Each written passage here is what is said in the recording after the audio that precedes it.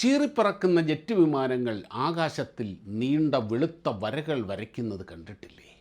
ഇത് ജെറ്റ് എഞ്ചിനിൽ നിന്ന് പുറന്തള്ളപ്പെടുന്ന പുകയാണെന്ന് ചിലരെങ്കിലും തെറ്റിദ്ധരിച്ചിട്ടുണ്ട്. ജെറ്റ് വിമാനം വരയ്ക്കുന്ന വര അതിൻ്റെ പുകയല്ല.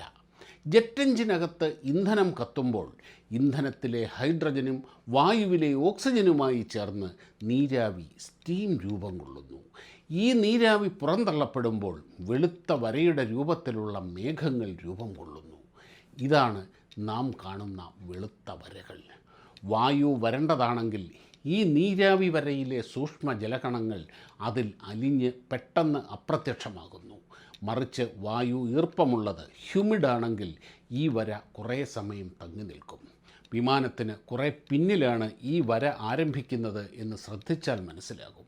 ഇതിന് കാരണം എഞ്ചിനിൽ നിന്ന് പുറത്തു വരുന്ന ചൂട് പിടിച്ച നീരാവി തണുക്കാൻ അല്പസമയം എടുക്കുന്നു എന്നതാണ്. ജെറ്റ് വിമാനങ്ങൾ പ്രദർശനം നടത്തുമ്പോൾ ഈ എക്സോസ്റ്റിന് നിറങ്ങൾ കൊടുക്കാറുണ്ട്. ഇതുപോലുള്ള വീഡിയോകൾക്കായി ഫോളോ ചെയ്യുക.